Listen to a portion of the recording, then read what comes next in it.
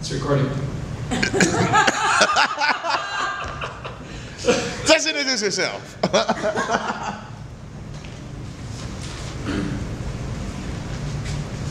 So oftentimes when I'm here, what I'll do is I'll just write down thoughts and interesting things, especially like the slams. It's just a good place for me to get ideas. And then half the time I never use the ideas. I never actually bring them on stage and do them. But they're seed ideas, and later on I come back to it. But this time, I'm actually going to read this one, and it's completely not polished in even the slightest way. But it is, I think, kind of apropos. So, my grandfather was a giant, a geologist who traveled the world. One of the stories he told me is before he had my father, he was invited to move down to Brazil to be the head geologist at an emerald mine that they had down there. And as a kind of enticement, they sent him an emerald. Like, seriously, that big. Now, it was not worth anything because it's like industrial grade emerald and stuff that you'd want to wear a ring around a necklace or something. But still, what a cool story. I have that the big chunk of vaguely greenish rock at home. But it's neat stories. My dad had tons of neat stories. He was in the Army, he served during Vietnam, him and his no good friends got up to all kinds of things.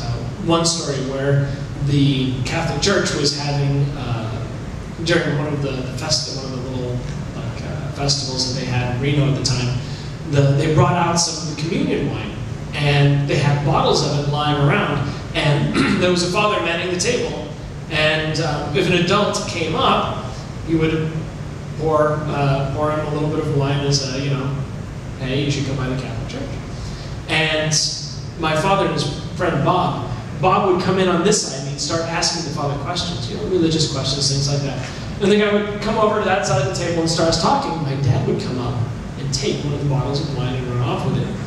And then he'd go stash it someplace, and then he'd come back and he'd start asking them questions. Then the guy would go over to the other side, start talking to him, and Bob would come up and take another bottle. And they did this until they had like 12 bottles of communion wine. And then them and an Indian guy that was wandering through town, got shit-faced drunk in an alley someplace.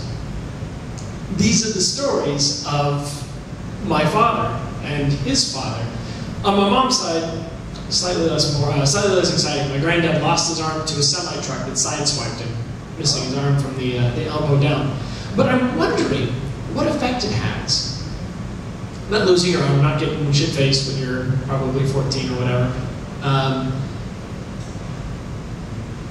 People of my generation, people of our generation, I think, for the most part, have learned about their parents from stories that their parents told. What is it going to be like, especially for us as performers, what's it going to be like for our kids when they can actually go online and they can see some of the things we've done, some of the things we've said? I mean, I put almost everything I do online. Now, some of the things I've done have just sucked, so I will keep them offline. But I wonder if this is good or bad.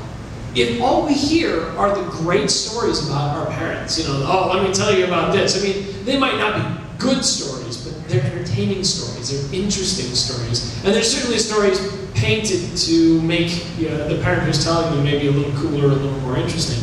But what is it going to be like for our kids when they can go and they can watch not only our good performances, but maybe some of our shitty ones? What if we say stupid things and we forget about it? And 10 years, 20 years, 30 years down the line, our kids or our grandkids or some grandchild miles down the line comes by and says, I wonder what my ancestors would be like. Can you imagine your grandfather doing comedy and how wildly inappropriate there's a very good chance some of those jokes would be? What would you think of them then? And really, should you be judging them by that? This doesn't have an answer. I'm not trying to drag you someplace with this. I'm putting it out there because I think it's interesting. We have a view of our parents formed through very selective stories heard by our own relatives. What will it be like when they have external verification? Where you can't gloss them, you can't make yourself sound cool. They're like, I saw you on stage, or I saw you on the flip phone camera that they took at that party, and you were a douchebag, Dad. Just a total asshat. Will that be good? To know that it was your parents were human, they had flaws? Do we hold ourselves to the story level examples of how somebody should be? Would it help to maybe have a more human side visible through these films and stuff? Yeah. No? No? Yes, Well, yeah, He spoke the unspeakable. Spoke the unspeakable. scared. The reason this is kind of apropos is I have been filming these things for several years now. And I have videos going back to 2007, 2008, something like that, online from the Artist Corner and from up here.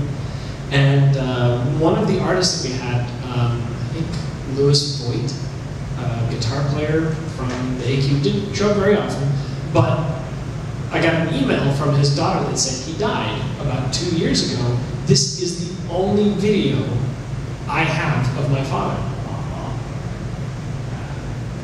Isn't that interesting? To think that this could, for good or for ill, the things that you're doing here may be the most tangible form of memory that your kids or grandkids will have of you. How crazy is that? So, to Louis Voigt, I probably screwed up his name, but Louis Voigt, in memoriam, and condolences to the family. Put your hands together for, oh yeah, big round of applause for Ski. Wow! Isn't that deep? You just went through an exit.